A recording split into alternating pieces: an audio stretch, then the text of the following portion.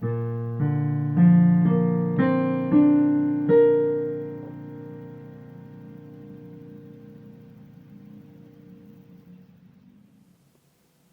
dans l'Europe du XVIIe siècle, on voit se développer le mouvement baroque, avec des façades ondulantes, des décors foisonnants et une théâtralité assumée. Pourtant, au cœur du vieux continent, la France fait un choix différent. Sous le règne de Louis XIV, l'architecture refuse l'exubérance et affiche une autre esthétique. On parlera plus tard de classicisme.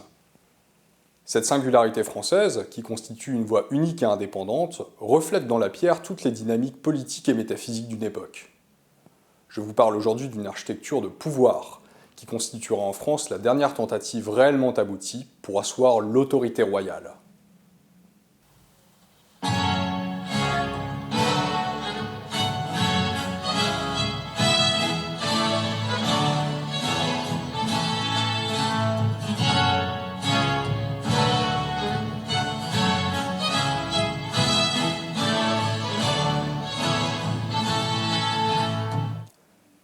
Il convient tout d'abord de souligner la singularité du cas français, car partout ailleurs dans l'Europe du XVIIe siècle, c'est le baroque qui s'impose. Depuis le début du XVIe siècle, on assiste au développement du protestantisme, issu des thèses de Martin Luther. L'opposition au pouvoir du pape devient de plus en plus aiguë, ce qui conduit à de violentes guerres de religion.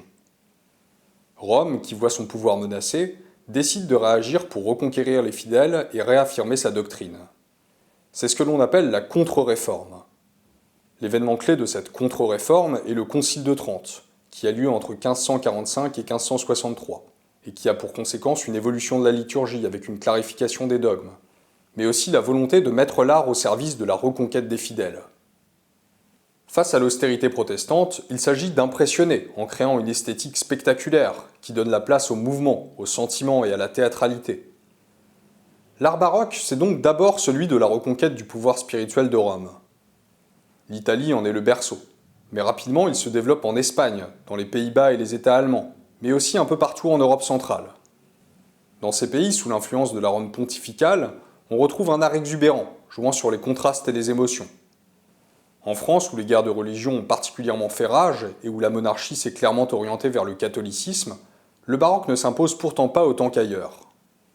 Le XVIIe siècle français marque une tendance nettement différente, avec un art visant la grandeur et le spectaculaire, mais par la clarté des formes, l'ordre et l'équilibre. Il s'agit bien d'une singularité française, qui repose sur toute une démarche politique, mais aussi spirituelle. Et cette singularité passe par un personnage, Louis XIV, dont l'objectif est clair, restaurer une autorité royale menacée. L'architecture classique est ainsi un outil au service de cette démarche. Et pour le comprendre, il faut plonger au cœur de ce qu'est la monarchie, et de ce que représente le personnage du roi dans un tel système. L'élément central est ici le caractère sacré du monarque, qui ne tient pas son pouvoir des hommes mais de Dieu. Alors, qu'est-ce que cela signifiait au Moyen-Âge, au moment où la féodalité s'est pleinement structurée? La pensée religieuse médiévale fonctionne toujours par analogie et perçoit le monde à travers des symboles. Elle acte tout d'abord un rapport de symétrie entre le microcosme et le macrocosme, établissant que l'homme, microscopique quant à ses proportions, est à l'image du cosmos, c'est-à-dire de la création dans son ensemble. Ce même cosmos est à l'image de Dieu, et l'homme est donc lui-même à l'image de Dieu. Dans la pensée scolastique, qui reprend l'héritage d'Aristote, le principe divin est un moteur immobile, autour duquel toute la création tourne. Il est un centre, auquel l'homme peut accéder par son propre centre, son cœur, noyau de lui-même. Le rapport d'analogie entre l'homme et le cosmos s'applique également au monarque et à son royaume. Le corps du roi, dans cette symbolique, est à l'image des terres sur lesquelles il règne. Le monarque est analogiquement à Dieu, dont il tient son pouvoir, ce centre autour duquel son royaume gravite. Tout comme l'esprit anime le corps humain, l'âme du roi circule mystérieusement à travers le pays, comme un vent qui passe à travers les champs, les forêts et les vallées. Cette âme du roi trouve son relais jusque dans les plus lointaines frontières, comme le sang irrigue l'ensemble du corps humain. Le système de la vassalité fait fonctionner le royaume dans une logique de subsidiarité, et la noblesse constitue une série de relais qui ramènent chaque sujet vers le centre divin incarné par le monarque. C'est ainsi que fonctionne la féodalité, qui anime la France comme un organisme vivant. Le rôle du roi, qui échappe largement à nos conceptions modernes du pouvoir, est ainsi celui d'un médiateur entre le ciel et la terre. Son devoir est de maintenir l'équilibre du monde, afin qu'autant que possible, le royaume terrestre soit à l'image du royaume de Dieu, c'est-à-dire juste et ordonné. Louis XIV, très pieux malgré une vie parfois désordonnée, a hautement conscience de la nature sacrée de sa fonction. S'il est encore spirituellement en lien direct avec l'héritage royal des premiers Capétiens, son règne commence dans une période profondément dysfonctionnelle. La Fronde, que Louis XIV connaît enfant, est une révolte des grands seigneurs, marquant les derniers soubresauts d'un système monarchique hérité de la féodalité. Le royaume est devenu comme un corps malade, dont le système nerveux ne fonctionne plus, et où la haute noblesse, qui doit normalement être un relais pour le roi, commence à ne plus du tout obéir. Cette noblesse est donc pour Louis XIV un premier obstacle au rétablissement de l'ordre divin, dont il est le garant. Mais il y en a un deuxième, le pape. Le rapport des monarques avec le souverain pontife constitue depuis le Moyen Âge un sujet de grande tension, qui conduit régulièrement à des conflits. Une des singularités induites par le christianisme est en effet la séparation entre le pouvoir temporel et le pouvoir spirituel. Un guerrier n'est pas un prêtre et un prêtre n'est pas un guerrier. On retrouve dans l'organisation traditionnelle européenne une séparation claire entre les fonctions de la noblesse et du clergé, à chacun son rôle. Cette séparation constitue une pierre d'achoppement régulière dans l'histoire du vieux continent, où les monarques, pourtant considérés de droit divin, sont continuellement rappelés à l'autorité pontificale. Un tel mode de fonctionnement est par exemple bien différent de celui de l'Égypte antique, où le pharaon, considéré comme un dieu vivant, était en même temps chef politique et religieux. Le christianisme a parfois tenté de résoudre cette séparation entre politique et religieux. On retrouve notamment dans la symbolique templière la réunion sur le même cheval d'un moine et d'un soldat, de l'action et de la contemplation, ou encore de la transcendance et de l'immanence. Mais ces tentatives sont théoriques et marginales, si bien que le leitmotiv occidental restera toujours celui de la soumission ou de l'opposition des monarques au chef de l'Église catholique. Cette dichotomie est entre autres à l'origine du Grand Schisme d'Orient, en 1054, où l'Empire byzantin refuse l'autorité absolue du pape. Le Basileus, qui dirige l'Empire byzantin, est en même temps chef temporel incontesté et protecteur d'un clergé qu'il maintient sous son autorité. En Angleterre, Henri VIII rompt définitivement avec Rome, en créant l'église anglicane en 1534. En France, les tensions sont également très fortes.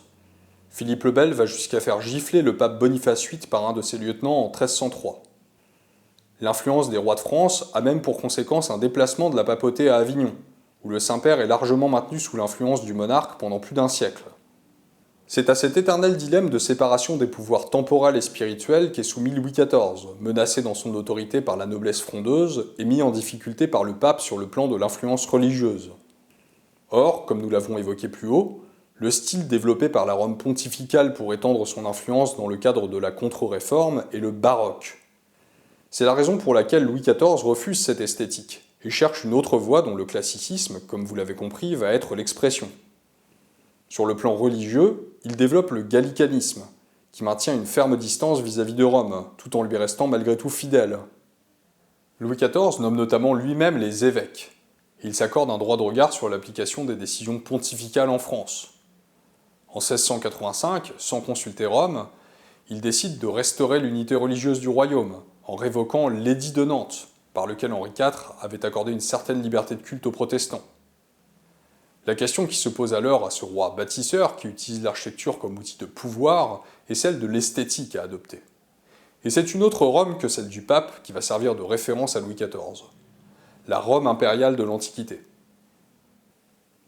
Alors pourquoi cette référence à la Rome impériale ? Contrairement aux monarchies chrétiennes, où les rois sont soumis au pape, l'empereur romain était lui-même chef religieux. On disait de lui qu'il était Pontifex Maximus, figure héroïque, établissant à tout niveau un lien entre le ciel et la terre. C'était bien l'empereur qui dominait le clergé. C'est la raison pour laquelle Louis XIV se fait souvent représenter dans ses tableaux en empereur ou en général romain.